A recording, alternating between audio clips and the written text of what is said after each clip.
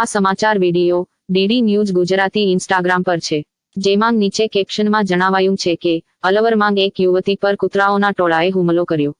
આ ઘટના શુક્રવારે 7 માર્ચના સાંજના 6 કલાકના જે.કે. નગરમાં બની હતી। લગભગ 2 મહિના પહેલા અલવર નજીક ખૈરથલમાં કૂતરાના હુમલામાં 6 બાળકો ઘાયલ થયા હતા। આમાં એક બાળકીનું મૃત્યુ પણ થયું હતું।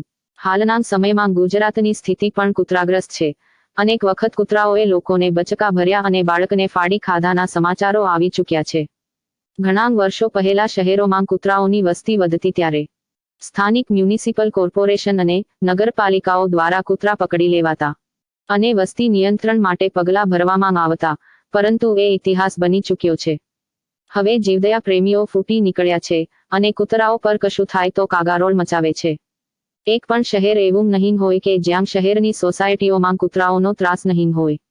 આજના સમયના કૂતરાઓમાં પણ વફાદારીના ગુણ જતા રહ્યા છે, જેનો અનુભવ ગુજરાતની અસ્મિતા ન્યૂઝના યશવંત દલસાણિયાને પણ થઈ ચૂક્યો છે। હાલમાં જ તેમની જ સોસાયટીમાં 2 એવા કૂતરા છે જે સોસાયટીમાં રહેતા લોકોના રોટલા ખાય છે અને તેમના જ બાઇક પાછળ દોટ મૂકે છે। સ્કૂલે જતા બાળકો અને રાહદારીઓ કૂતરાઓથી અસલામતી અનુભવી રહ્યા છે, પરંતુ હોતી હઈ ચલતી હઈ, કૂતરાઓના બચકા સહન કરો અને જીવદયા પ્રેમીઓને આશીર્વાદ આપતા રહો। હવે સરકાર ફરીથી કૂતરાઓ પર નિયંત્રણ કરવાનો જલ્દીથી નિયમ લાવે એ જરૂરી બન્યું છે।